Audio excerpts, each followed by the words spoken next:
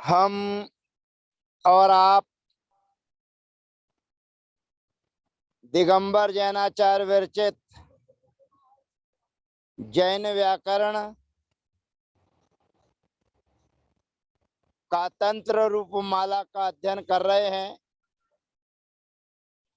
और इस का तंत्र रूपमाला के अध्ययन में उत्तरार्ध प्रसंग असार्वधातुक चल रहा है और उस असार्वधातुक प्रकरण में अद्यतनी का प्रयोग हम और आप जान रहे हैं, सीख रहे हैं। और इस अद्यतनी के प्रयोग में अभी तक हम और आप सिजत्य तन्याम सूत्र से सिच प्रत्यय करते चले आ रहे हैं। जो अद्यतनी का मुख्य है, धातुओं के गण के अनुसार क्रमानुसार सर्वप्रथम भुवादि गण की धातुओं के साथ में हमने सिजत्य तन्याम सूत्र से सिच प्रत्यय किया था। अदादि गण की धातुओं के साथ में भी जोहोत्यादि गणी धातुओं के साथ में अब हमारे बीच में दिवादि गणी धातु आती है, दिवादि गणी। और दिवादि गणी धातुओं में दिव धातु हमारे बीच में है।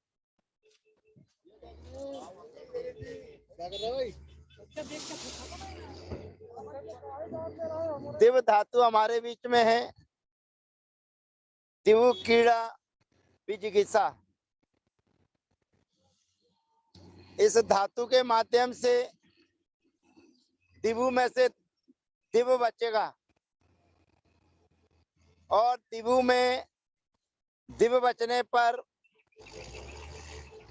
उस सिजत्य तन्याम सूत्र के माध्यम से सिच करेगा। सिच में से ई और चा का लोप होकर केवल सात शेष रहेगा। देव धन सिच, देव धन सिच धन दी।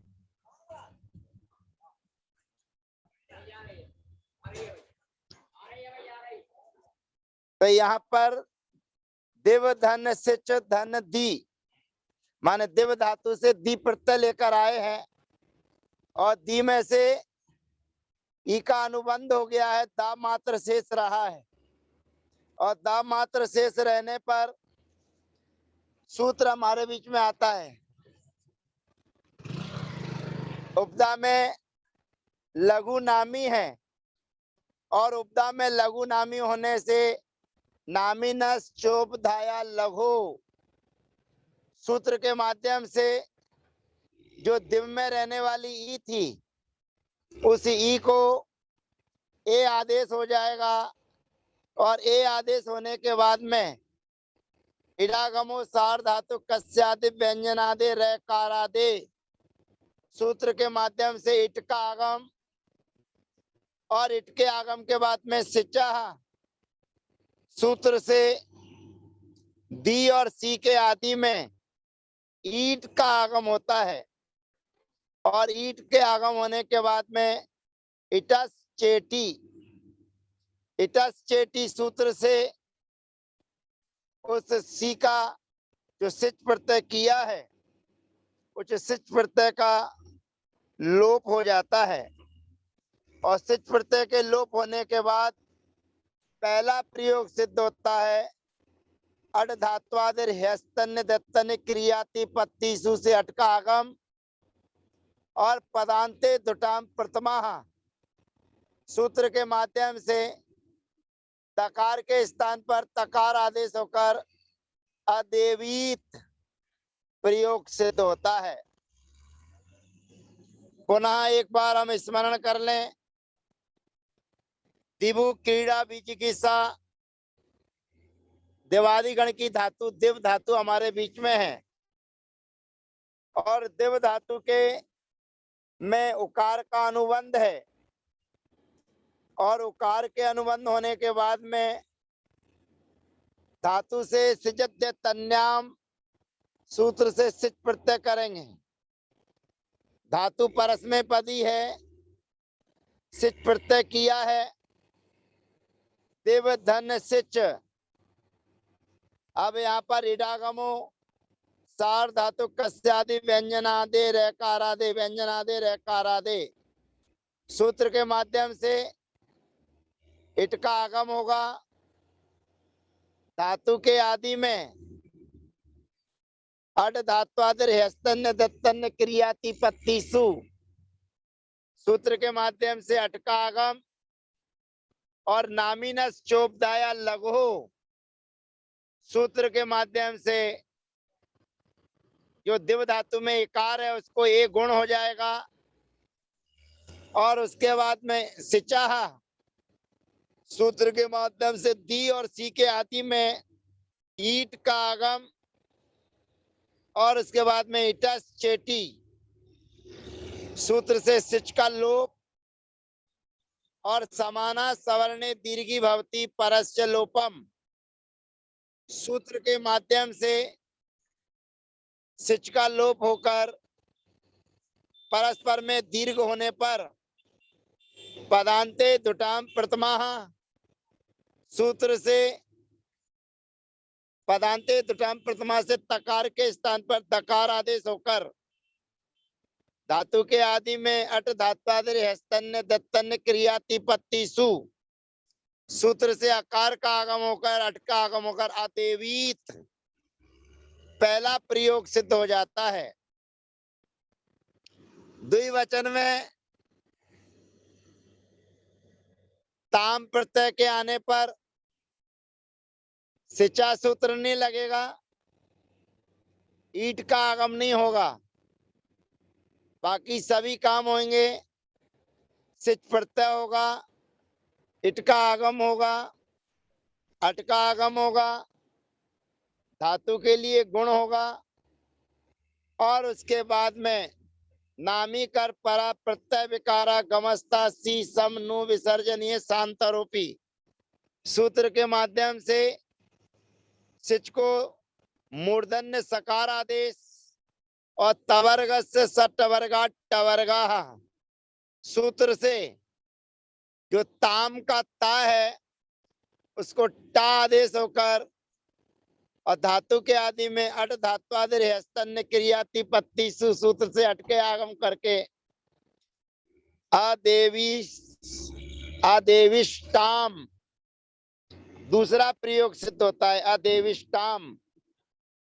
और इसके बाद अन आता है, अन के लिए अन्य उससे जब व्यस्त विदा दिव्यो भुवा सूत्र के माध्यम से अन के स्थान पर उस आदेश हो जाता है और उस आदेश होकर व्यंजन मत्सरम परवर्णम नयेत और रसकारी और भी सृष्टा और नामी कर परा प्रत्यय विकारा गमस्ता सी समनु विसर्जनीय शांतरूपी सूत्र के माध्यम से अदेवी सुहु प्रयोग सिद्ध होता है।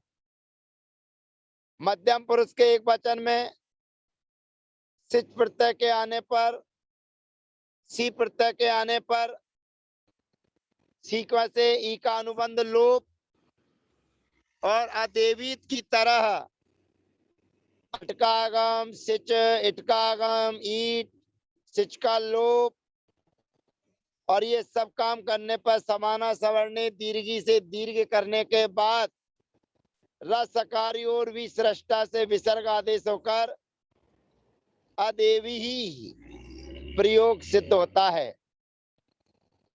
द्विवचन में तम प्रत्यय के आने पर अदेविष्टाम की तरह अदेविष्टम और इसी प्रकार से बहुवचन में अदेविष्ट प्रयोग सिद्ध होते हैं।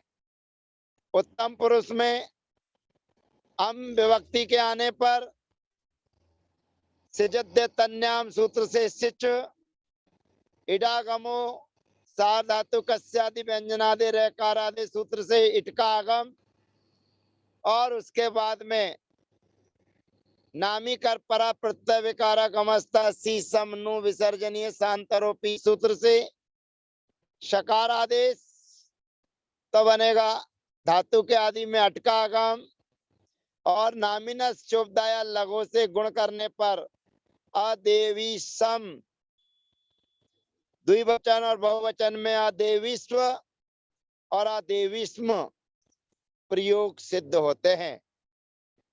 ये दिव धातु की व्यवस्था थी।